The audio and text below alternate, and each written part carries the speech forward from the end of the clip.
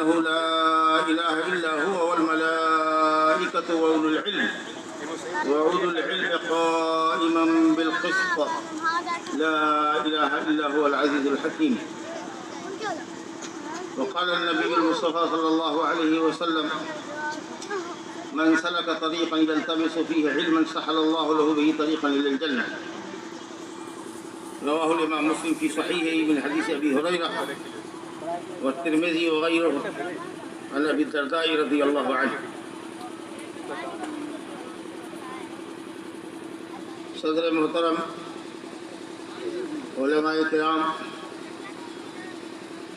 ہاں وہ جو اسٹیج پر بیٹھے ہیں اور وہ جو ہمارے سامنے ہیں،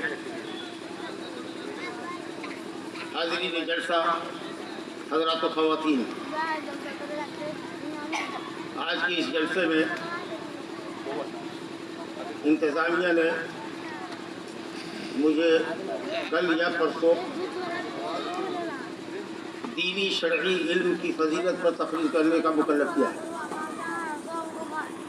اور ہم سمجھتے ہیں کہ یہ موضوع اس وقت کے لیے بڑا مناسب ہے۔ ادھر ہم آپ دیکھ رہے ہیں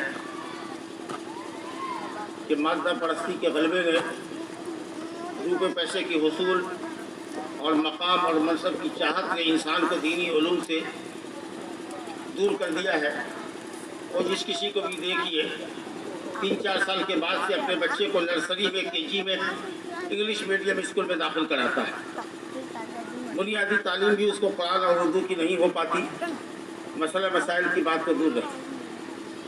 اور اس بے اعتنائی اور بے توجہی کا عالم یہ ہے کہ لاکھوں مسلمانوں کے درمیان بھی انگلیوں پر گنے جانے والے علماء نہیں ہیں جو آپ کو صحیح دین سے، صحیح مسئلے سے، شریعت کے صحیح احکام سے باخبر کریں، چاہے وہ مفتی مولانا کے لقب سے ملقب ہوں، لیکن صحیح کتاب و سنت کی روشنی میں، علماء اقوال، علماء سلف کے اقوال کی روشنی میں آپ کو صحیح مسئلہ نہیں بتا سکتے، مگر بہت کم ہے۔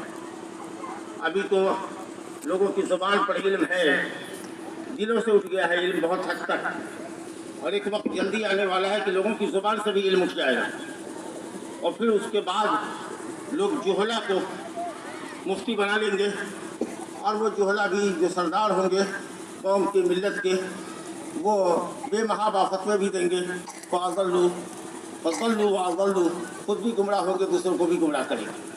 اس لیے ایسے وقت میں جب کہ جہالت کا دور دورہ ہے، تیزی سے ملت اسلامیہ زوال اور انحطاط پذیر ہے، اور دین سے دوری اور غفلت اور دینی علم سے، طلبہ علوم نبوت سے اور علماء اسلام سے ان کی بے رغبتی یا دوری بڑھتی جا رہی ہے، اور طلبہ کی اور علماء کی توہین ایک عام مشغلہ لوگوں کا بن گیا ہے۔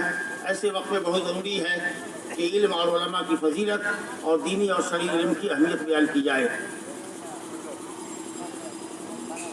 بزرگوں اور دوستوں، میرے احباب جانتے ہیں کہ میں تمہید میں زیادہ وقت نہیں لیتا ہوں، اور یہ تمہید نہیں ہے بلکہ اس موضوع کی اہمیت بتانے کے لیے آپ کے سامنے کیا ہے۔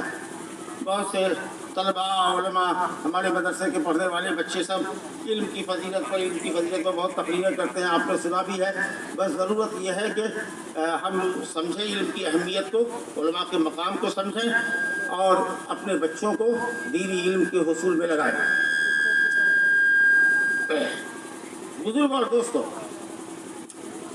کسی بھی دین اور مذہب نے، اب یہاں سے باقاعدہ گفتگو شروع ہوتی ہے، کسی بھی دین اور مذہب نے علم کے حصول پر اتنا زور نہیں دیا ہے، یا علم کی قیمت اور علماء کے مقام کو اتنا بلند نہیں کیا ہے جتنا کہ مذہب اسلام۔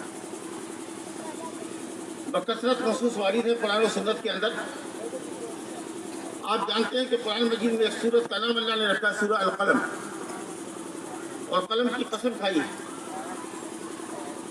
نون والقلم وما یسطرون، قلم کی اللہ نے قسم کھائی ہے، اور قلم سے جو لوگ لکھتے ہیں اس کی قسم اللہ نے، کیونکہ حصول علم کا سب سے بڑا ذریعہ اور سب سے پہلا ذریعہ قلم ہے، کتابت۔ پہلے کوئی چیز لکھی جاتی ہے تو پڑھی جاتی ہے، پہلے کوئی چیز لکھی جاتی ہے تو پڑھی جاتی ہے، درجے میں ترتیب میں کتابت پہلے ہے، قراءت بعد میں۔ وہ پہلی وحی جو نبی کریم صلی اللہ علیہ وسلم پر نازل ہوئی غار حرا میں، جس کے ذریعے آپ نبی بنائے گئے، سورہ علق کی ابتدائی 5 آیات، اس میں پہلا لفظ، پہلی وحی کا پہلا لفظ اقرا، پڑھیے۔ اب اس سے زیادہ علم کی کیا اہمیت ہو سکتی ہے، پڑھنے کی کیا اہمیت ہو سکتی ہے؟ دنیا کے کسی مذہب میں یا اس کی تعلیم کی شروعات، ابتدا قرأت سے نہیں ہے۔ یہ مذہب اسلامی ہے جس کی پہلی وحی کا پہلا لفظ اقرا۔ کس کے نام سے پڑھیے؟ بسم ربک الذی خلق، اس رب کے نام سے جس نے آپ کو پیدا کیا۔ رب کہتے ہیں خالق کو، مالک کو، رازق کو، مدبر کائنات کو۔ الذی خلق، جس نے پیدا کیا۔ اللہ اکبر۔ آپ اپنی پیدائش پر غور کیجئے، مخلوقات کی پیدائش پر غور کیجئے۔ یہ مخلوقات کی پیدائش پہ غور کرنا اللہ سبحانہ و تعالیٰ کی معرفت آپ کے اندر پیدا کرنا، اور آپ اللہ کی قدرت پر ایمان لے آئیں گے، اللہ کی وحدانیت پر ایمان لائیں گے۔ الذی خلق، کیسے پیدا کیا؟ خلق الانسان من علق، بدھے ہوئے خون سے، جس کو آج کل میڈیکل سائنس کہتی ہے، ایک لال دھاری سی ہوتی ہے، چھوٹی سی دھاری، ایک لکیر ہلکی سی لال ہوتی ہے۔ جمع ہوا خون کا مطلب یہ نہیں کہ پھیکا ہے، بلکہ وہ ایک لمبا سا ہوتا ہے۔ 40 دن تک لطفہ رہتا ہے، اس کے بعد وہ خون کی شکل میں، ایک لکیر کی شکل میں آتا ہے، اور پھر اس کے بعد گوشت 40 جب گزر جاتا ہے تو پھر اللہ تعالیٰ اس کو گوشت کا لوتھڑا بنا دیتا ہے۔ مضغہ، اتنا چھوٹا سا لوتھڑا، اتنا چھوٹا سا ٹکڑا جس کو آدمی قدر ما یمضغ، جس کو منہ میں رکھ کے چبا سکتا۔ پھر ڈھانچہ بنتا ہے، اس کے اوپر گوشت چڑھا دیا جاتا ہے۔ 120 دن کے بعد روح پھونک دی جاتی ہے، 40 یا 120، 4 مہینے کے بعد۔